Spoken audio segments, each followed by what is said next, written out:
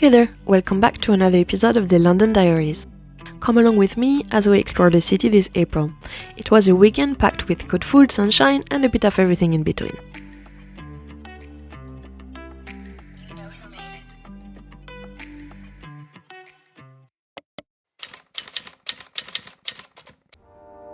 We kicked off the day in East London and decided to try out a new brunch spot for me, Braggs and Brams. The place had a really relaxed vibes and I went for the full English breakfast. It came with a stack of fluffy pancakes on the side which felt like a bit of a treat. Everything was cooked perfectly, super satisfying. After that, we made our way towards London Bridge and spent the afternoon exploring Borough Market. If you've never been, it's basically food heaven. There's everything from fresh oyster and unmade pasta to artisan cheeses and dessert. The smell alone could make you hungry even if you just ate. It's that good.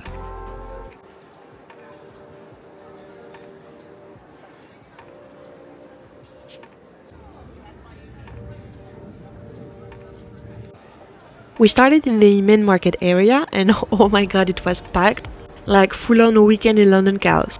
At one point we could barely move through the crowd. It got even wilder when we walked toward the farmers market side. There was this massive queue for some strawberries dipped in chocolate. They were going for £7 a portion I think, and honestly I'm not quite sure I get the hype, but hey, clearly a lot of people do.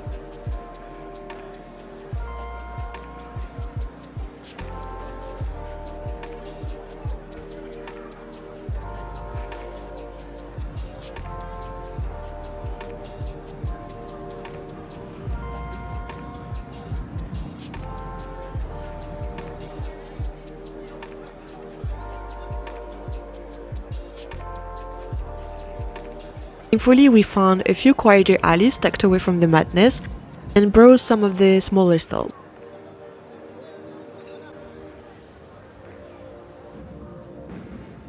That's where we stumbled upon a French shop selling all kind of goodies. I picked up Livaro, which is a soft, strong cheese from Normandy, and some proper saucisson. Such a great little find.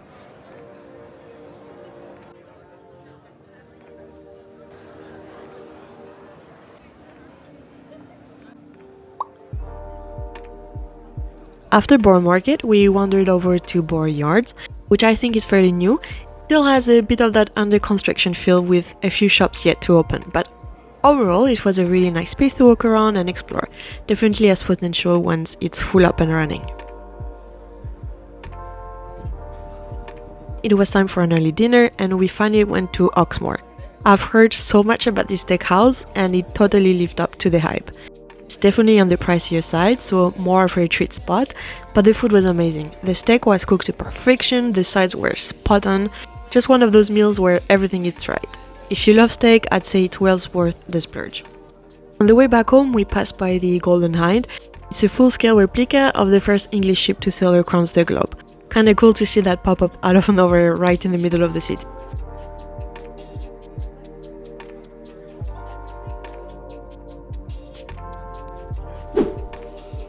Then we made a quick supermarket stop for some last-minute Easter dinner bits.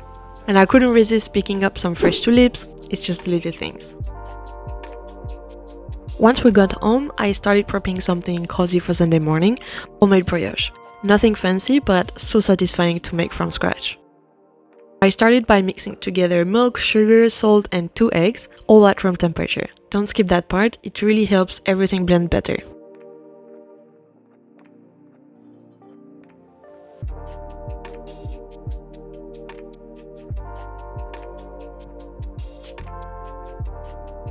Give it a quick whisk, then added in some orange blossom water. It's subtle but adds a lovely floral note that makes it feel a bit special.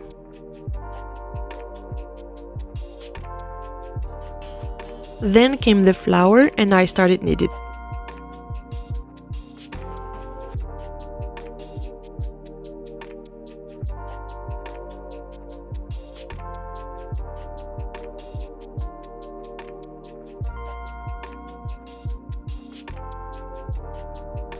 After about a minute, I added the yeast and let the mixer do its thing for 6 to 7 minutes. Then I bumped up the speed for another 5 if you want the dough to be nice and smooth.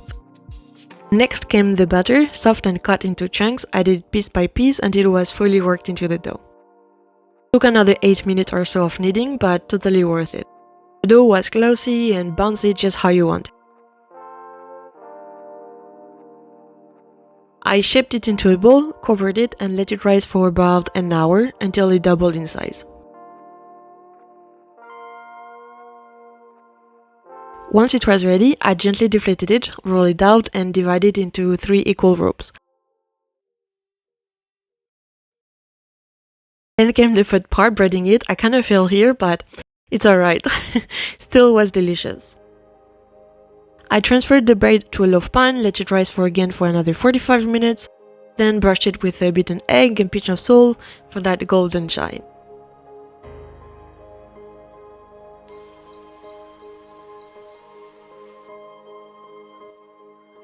The next morning it was finally time to dig in.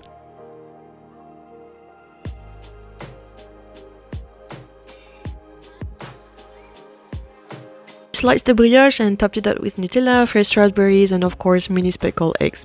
Because let's be real, it's not Easter without chocolate eggs.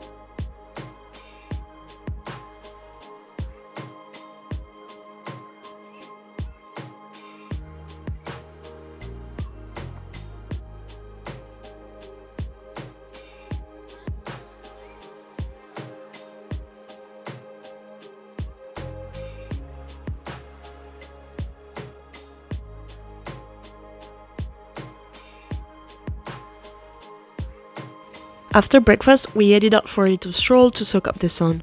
I treated myself to a matcha latte on the way. I hadn't one in ages and forgot how much I like them. We ended up at a nearby park, sat on a bench and just chilled while watching the world go by. A small moment, but so peaceful. Back at home, we get lunch super simple, just pork chops, fries and a Greek salad. Sometimes that's all you need. Later in the afternoon, we relaxed with some F1 videos while finally building the Lego McLaren car I got my boyfriend for Christmas.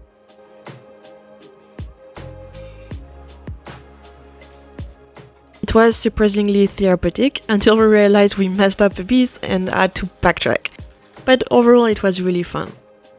I was in charge of hunting down the pieces and putting on the stickers while he handled most of the assembly.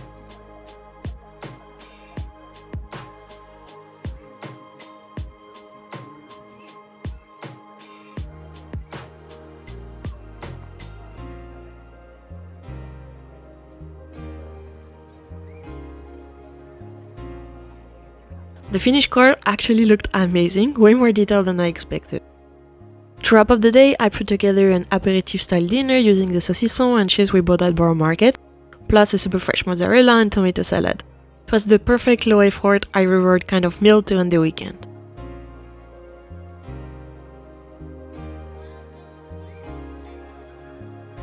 And that's it for this little April adventure around London.